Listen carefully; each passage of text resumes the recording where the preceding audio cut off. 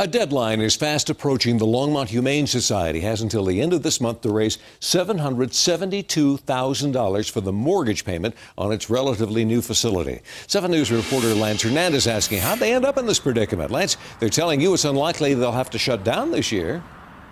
That's what they're saying so far, Mike, but the long-term future of this state-of-the-art facility is still up in the air. Now, they've raised $520,000 so far this year. They need to raise another $250,000. They think they can do that, but the big question is, what happens after this year?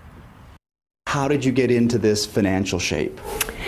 It was a very challenging time back in 2008 when the building was completed. Liz Makowski says $3 million in cost overruns jacked up the price of this $6 million facility just as the economy soured. There were personal pledge and donation challenges.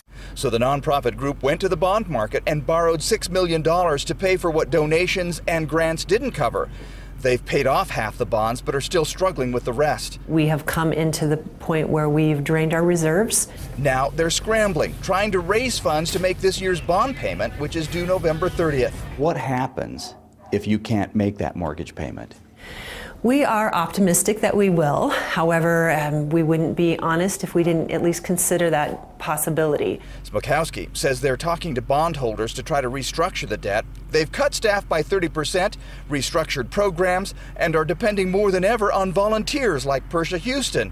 Houston says it's a stressful time. We're trying not to let it filter down to the most important people who are the pets. Is there a danger that the place would have to shut down? I think we're beyond that danger for this year. Now, Executive Director Liz Makowski said that the Longmont Humane Society has pared expenses enough that they've showed positive cash flow for 2 years now. And so she thinks that after they make this year's bond payment, and she's optimistic they'll go back to the banks and ask if they can restructure all that debt. Reporting live in Longmont, Lance Hernandez, 7 News.